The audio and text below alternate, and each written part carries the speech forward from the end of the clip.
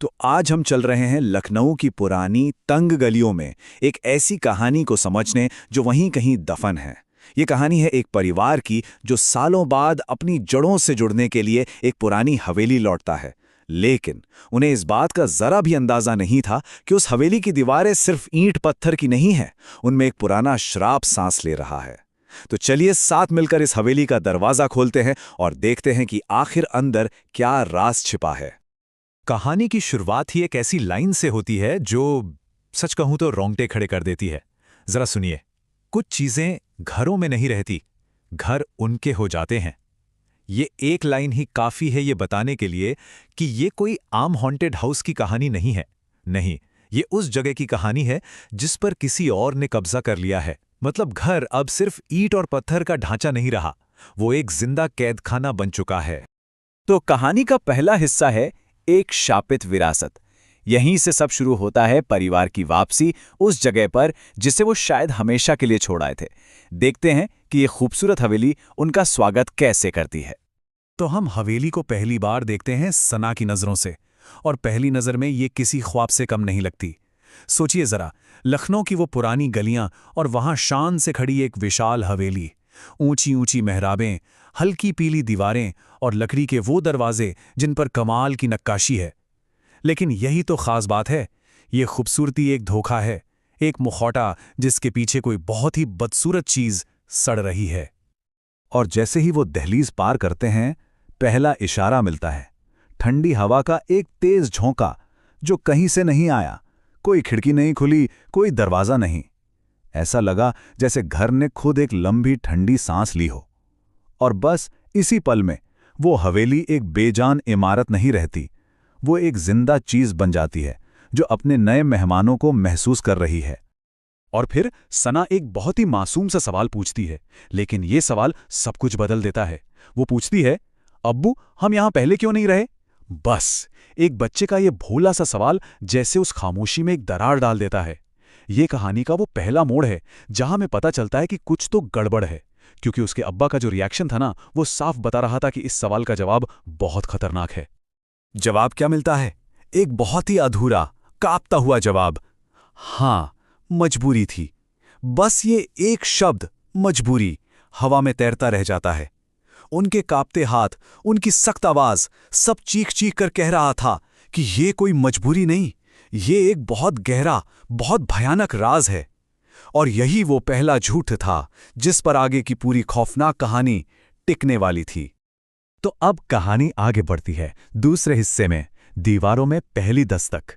अभी तक तो घर सिर्फ अपनी मौजूदगी महसूस करा रहा था, पर अब वो सबूत देने वाला है। अब खामोशी टूटेगी। पहली दस्तक बहुत ही हल्की होती है। फर्श पर लकड़ी के चरचराने की एक आवाज, है ना। कोई भी सोचेगा अरे पुराना घर है, ऐसी आवाजें तो आती हैं। लेकिन नहीं, ये सिर्फ लकड़ी नहीं थी, ये किसी के कदमों की आहट थी। एक इशारा कि घर में कोई और भी है।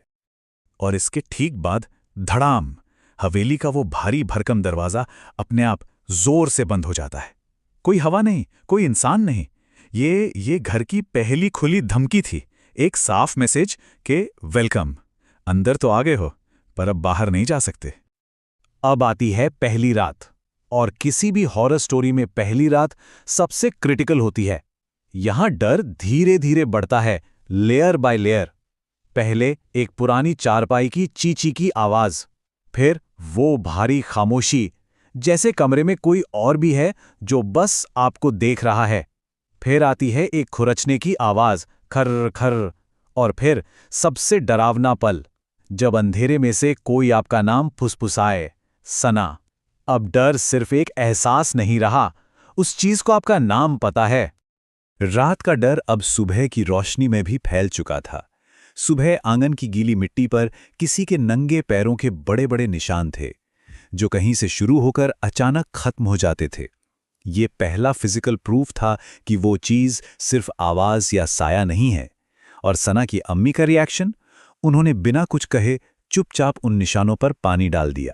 ये डर की सबसे बड़ी पहचान है, जब आप सच को मिटाने की कोशिश करते हैं क्योंकि आप उसका सामना करने से डरते हैं। तो अब तक जो आवाज़ों और निशानों का खेल चल रहा था वो खत्म होता है। अब कहानी अपने सबसे खौफनाक हिस्से में पहुंचती है, साये का सामना। अब वो चीज छिपेगी नहीं, वो सामने आएगी। अब डर को एक चेहरा मिलेगा। तो ये है क्या आखिर? कहानी में इसे साया कहा गया है, पर यह कोई मामूली परछाई नहीं है। जरा इमेजिन कीजिए, एक साया जो इतना लंबा है कि छत को छू रहा है, जिसका कोई चेहरा नहीं, बस दो सफेद आंखें हैं जो पलक भी नहीं झपकाती। ऐसा जैसे अंधेरे ने ही एक शरीर ले लिया हो। ये वो इमेज है जो दिमाग से निकलती नहीं है। और फिर वो साया बोलता है, और उसके शब्द सब कुछ साफ कर देते हैं। वो फुसफुसाता है, तो यहां वापस आ गई। इस पूरी लाइन में सबसे डरावना शब्द है वापस। इसका सीधा मतलब है कि ये कोई अनजान भूत प्रेत नहीं है, ये उन्हें जानता है, ये उनका इंतजार कर रहा था। ये परिवार के अतीत का वो हिस्सा है जो आज उनके सामने आकर खड़ा हो गया है। और यहीं पे हम वापस उसी पहले सवाल पर आ जाते हैं। अब्बा का वो झूठ, वो मजबूरी आखिर थी क्या? ऐसा क्या हुआ था सालों पहले कि उन्हें अपना ही घर छोड़कर भागना पड़ा? अब वक्त आ गया है उस राज से पर्दा उठाने का। कहानी का अगला हिस्सा, दफन हुआ राज। अब वो सच सामने आएगा जो इस हवेली की नींव में दबा हुआ है और इस परिवार को आज तक सता रहा है। और सच सच किसी भी बुरे सपने से ज्यादा डरावना है। अब्बा की एक बहन थी, रिहाना, और उस पर एक जिन का कब्जा हो गया था। जरा उस मंजर को सोचिए। उसका जिस्म छत से चिपका हुआ है, एक परछाई उल्टी सीढ़ियां उतर रही है। और सबसे बड़ा राज, सबसे शर्मनाक सच, परिवार ने रिहाना को बचाने की कोशिश नहीं की। वो उसे उसी जिन के हवाले करके उस हवेली में बंद छोड़कर भाग गए थे। तो अब पूरी तस्वीर साफ हो जाती है ना? आज जो कुछ भी हो रहा है उसकी जड़ें बहुत बहुत गहरी हैं। सालों पहले रियाना और जिन, फिर परिवार का भाग जाना, और आज सना की वापसी। इस वापसी ने उस बंद हो चुके, या यूं कहें कि अधूरे छोड़े गए चैप्टर को फिर से खोल दिया है। ये कोई नई मुसीबत नहीं है, ये उसी पुराने श्राप की वापसी है। ये जो बातचीत है ना, ये उम्मीद की आखिरी चिंगारी को भी बुझा देती है। सना कांपती हुई आवाज में पूछती है, वो जिन अब?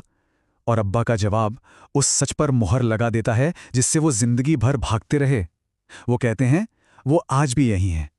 सोचिए, वो कहीं नहीं गया, वो बस इंतजार कर रहा था। अब जब सारा सच सामने आ चुका है, तो बस एक ही रास्ता बचता है, भागो। ठीक वैसे ही जैसे सालों पहले भागे थे। लेकिन सवाल यह है कि क्या वो इस बार भाग पाएंगे? यह है कहानी का आखिरी और सबसे अहम हिस्सा, अधूरी रिहाई। और भागने का ये सीन रोंगटे खड़े कर देता है। सीढ़ियों से आती वो आवाज, थप थप थप, फिर नीचे आती हुई वो टेढ़ी मेढ़ी उंगलियां, और इन सबसे ऊपर जिनका वो ताना जो सीधे दिल पर लगता है, तुम फिर भाग रहे हो।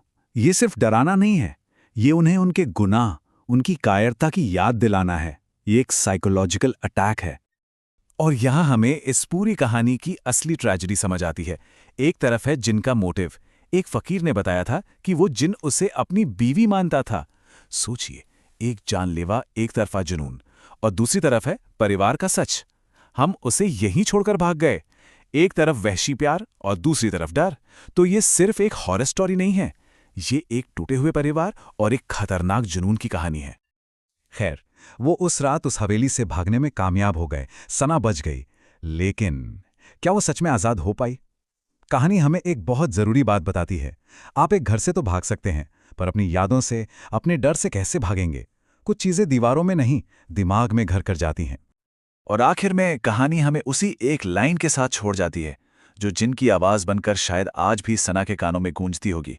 तुम फिर भाग रहे हो? ये सवाल सिर्फ सना के लिए नहीं है, ये हम सबके लिए है।